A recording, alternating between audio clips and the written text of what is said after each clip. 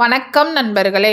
இந்த வீடியோவில் தூத்துக்குடி மாவட்டத்தில் அமைந்திருக்கக்கூடிய கழுகுமலை கழுகாசலமூர்த்தி திருக்கோவிலை பற்றி தான் பார்க்க போகிறோம். வாங்க பார்க்கலாம். குன்றிருக்கும் இடமெல்லாம் குமரன் இருக்கும் இடம் என்பது ஆன்றோர் வாக்கு. அப்படி அமைந்த ஒரு அற்புத கோவில்தான் கழுகுமலை. தூத்துக்குடி மாவட்டத்தில் அமைந்திருக்கும் இந்த திருத்தலத்தின் மகிமைகள் ஏராளம். வாருங்கள், கழுகுமலை குறித்த புராண இதிகாச தகவல்களையும் அங்கு அருள்பாலிக்கும் முருகனின் சிறப்பையும் பரிகார சிறப்பையும் தெரிந்து கொள்வோம். இராமாயண காலத்தில் இதன் பெயர் கஜமுக பர்வதம். ஜடாயுவை ராவணன் கொன்றான். ராமபிரானே அவருக்கு மகன் ஸ்தானத்திலிருந்து செய்ய வேண்டிய இறுதிச் சடங்குகளை செய்து முடித்தார்.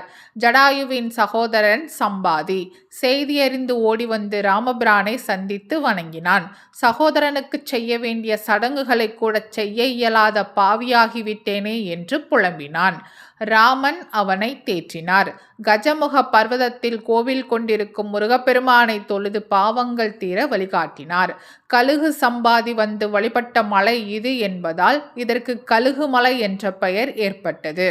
கழுகுமலை முருகன் மீது காவடி சிந்து பாடிய அண்ணாமலை செட்டியார் இந்த ஊரை வீதிதோறும் ஆதிமறை வேதங்கள் முழங்கிய ஊர் என்று குறிப்பிடுகிறார்.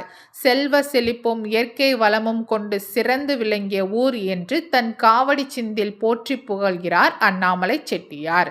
இங்குள்ள கழுகாசலமூர்த்தி ஆலயம் 7ஆம் நூற்றாண்டைச் சேர்ந்தது.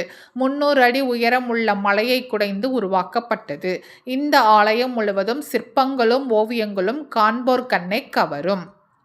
இந்த ஆலயத்தில் தரிசனம் செய்ய ஒரு முறையை வகுத்திருக்கிறார்கள் முன்னோர்கள்.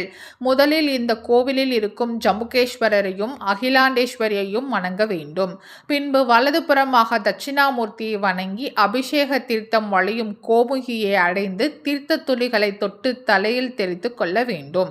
பிறகுதான் மற்ற சன்னதிகளை அடைந்து வழிபடலாம் என்கிறார்கள் பக்தர்கள்.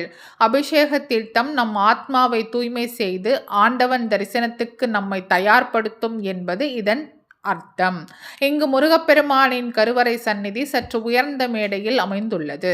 இந்த தலத்தில் முருகன் ஒரு தலையோடும் 6 கரங்களோடும் அருள்பாலிக்கிறார். கருவறையில் முருகனோடு வள்ளி தெய்வானை ஆகியோர் முருகனுக்கு பக்கவாட்டில் இருபுறமும் நேருக்கு நேர் பார்க்கும் வண்ணம் அமைக்கப்பட்டுள்ளனர். முருகப்பெருமான் மயில் மேல் அமர்ந்திருக்கிறார். மயில் வலது புறமாக தன் தலையை திருப்பியவாறு காட்சி தருகிறது.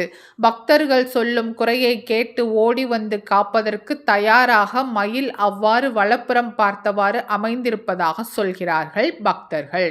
இங்கு நரசிம்மமூர்த்திக்கும் சந்நிதி உள்ளது. நரசிம்மர் இங்கு யோக நரசிம்மராக வீற்றிருக்கிறார். கழுகுமலை என்றதும் இங்கு நடைபெறும் கந்தசஷ்டி வைபவமே நினைவுக்கு வரும். மாறுபட்ட உருவத்தில் சூரர்களை செய்து விரதமிருந்து அதை சுமந்து கொண்டு பக்தர்கள் ஆடி வரும் அழகே தனி. வைகாசி விசாகம், திருக்கார்த்திகை, தைப்பூசம், மாசி மகம், பங்குனி உத்திரம் ஆகிய திருவிழாக்களும் இங்கு கோலாகலமாக கொண்டாடப்படுகின்றன. திருவிழா காலங்களில் சுற்றியிருக்கும் ஊர்களிலிருந்து பக்தர்கள் பால்குடம் எடுத்தும் காவடி தாங்கியும் வந்து நேர்த்திக்கடன் செலுத்துகிறார்கள். கழுகுமலை செவ்வாய் மற்றும் குரு பரிகார தலமாக விளங்குகிறது. இங்கு வந்து வேண்டிக் கொண்டால் திருமண தடைகள் உடனே நீங்குகின்றன. குழந்தைகளுக்கு உண்டாகும் நோய்களிலிருந்து நிவாரணம் வழங்கும் தலமாகவும் இது விளங்குகிறது. தீராத நோயால் துன்பப்படும் குழந்தைகளின் பெற்றோர்கள் இந்த தலத்துக்கு வந்து தவிடு, வெல்லம் ஆகியவற்றோடு குழந்தையை கோவிலுக்கு தானமாக அளிக்க வேண்டும். அதை பெற்றுக்கொண்ட கோவில் நிர்வாகத்தினர் குழந்தையை ஏலம் விடுவார்கள். அப்போது குழந்தையை ஒருவர் ஏலம் எடுப்பார். அதற்கென்று உறவினர் ஒருவரையும் அழைத்து வருவார்கள். அவர் ஏலம் எடுத்ததும் கோவில் நிர்வாகத்திற்கு தவிட்டுக்கு உரிய தொகையை கொடுத்து குழந்தையை பெற்றுக்கொள்வார்கள்.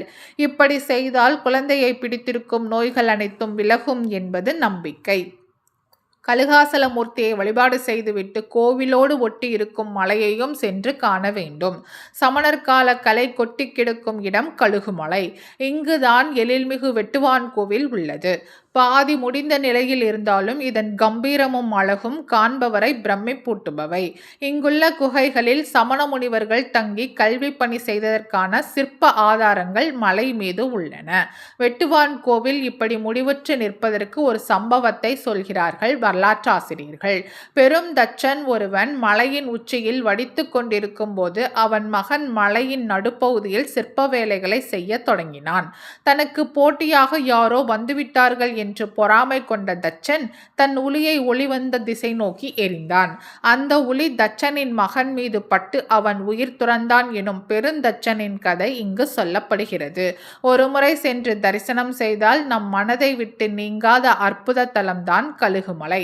வாய்ப்பு கிடைக்கும் போது கழுகுமலை சென்று கழுகாசலமூர்த்தியை வழிபட்டு வாருங்கள். வாழ்வில் முருகனின் திருவருள் எப்போதும் நிறைந்திருக்கும். இந்த வீடியோ உங்களுக்கு பிடிச்சிருந்தா லைக் பண்ணுங்க, ஷேர் பண்ணுங்க, சப்ஸ்கிரைப் பண்ணுங்க. மறக்காம அடுத்து எந்த கோவிலை பத்தி பார்க்கலான்றத கமெண்ட்ல சொல்லுங்க. நன்றி மக்களே.